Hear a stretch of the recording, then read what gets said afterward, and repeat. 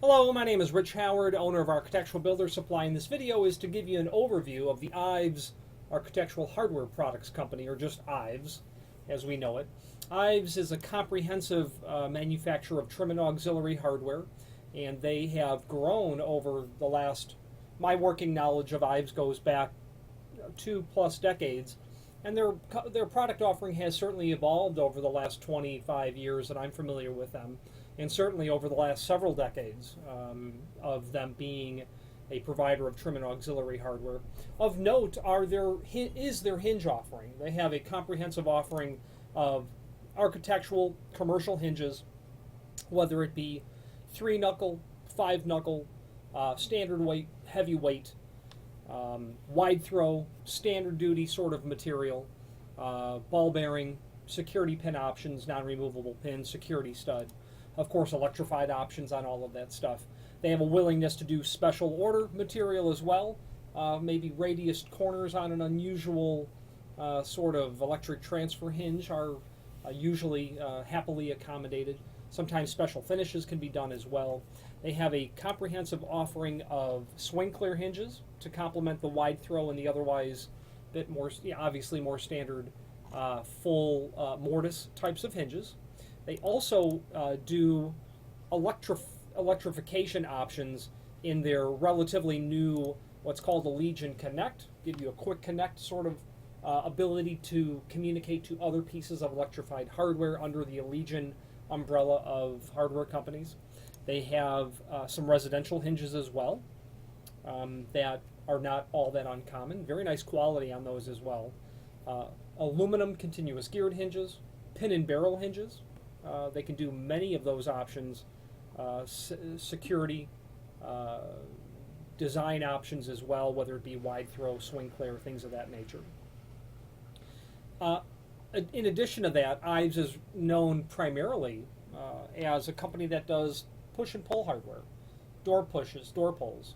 One thing that I like a lot about their material, actually moving on, before we move on to a discussion of trim and auxiliary hardware, the traditional material, are the Ives pivots. I really like the Ives line of pivots that they have, and I do so because having mortised doors for pivots countless times, interpreting templates for pivots the same amount of times, their documentation is very clear, simple, and straightforward.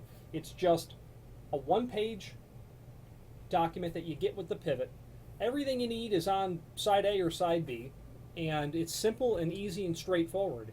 What I like about their pivots is that they have all of the good heavy weight capacity as their competition does.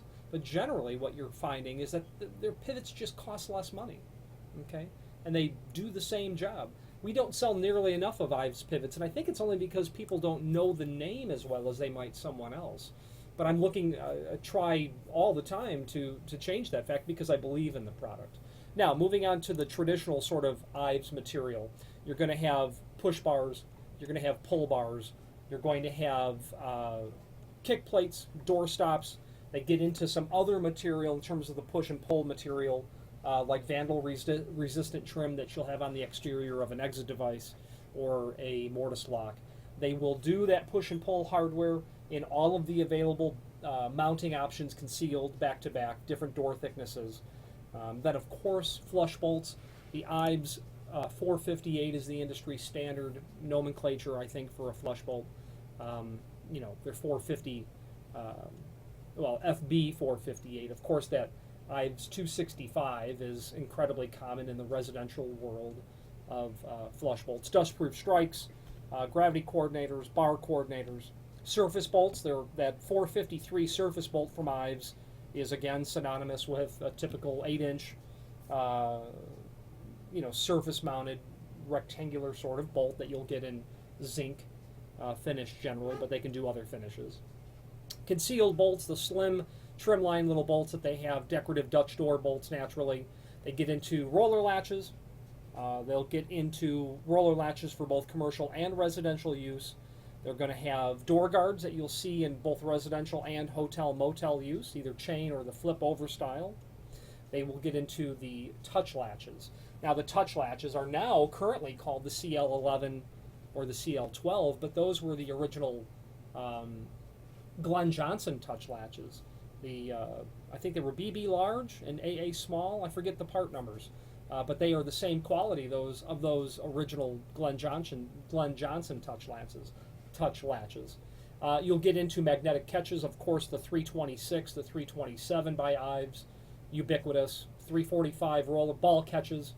Then, of course, door stops, dome stops, wall stops, heavy-duty angle stops that you'll see in abusive applications like the back door of a service entrance for a restaurant. You'll see that. Of course, door holders, both automatic and manual. And then kick-down door holders, of course, the plunger style. The baseboard mount, solid spring. You can buy replacement tips for all of this. The absolute industry standard, the Ives 69 hinge pin doorstop is, again, quite frankly, it's ubiquitous. Latch guards, they have a nice offering of latch guards. Mail slots, naturally. Hooks, some window hardware, and they get into some residential builder-style hardware that you'll see in what would be called their hobby hardware section of their catalog. Drawer catches, corner irons, chest pulls. They do some elbow pulls as well. They're number 2, elbow catch. Obviously, sliding door hardware for residential use. Circular flush bowls, rectangular flush bowls. The Ives 235 edge pull, or pardon me, 230 edge pull. They have a sliding door pocket. They have a pocket door bolt as well. That's an interesting little piece of hardware that you would use to be able to lock that door or give you privacy in the closed position. Okay, and then of course the typical 990, 991 sliding door passage and privacy pulls for pocket door pulls. My family's been buying Ives for several decades, and I actually was able to just go to the shelf and pull off one of their old boxes of inventory that I hang on to, I guess, just for sentimental value. I don't expect to have a run on the Ives 22 flush pull and a B10 finish anytime soon. But this box is quite old. And this certainly is not the oldest, but that shipping label that's there, that's so covered in dust, is all but unreadable without removing the dust.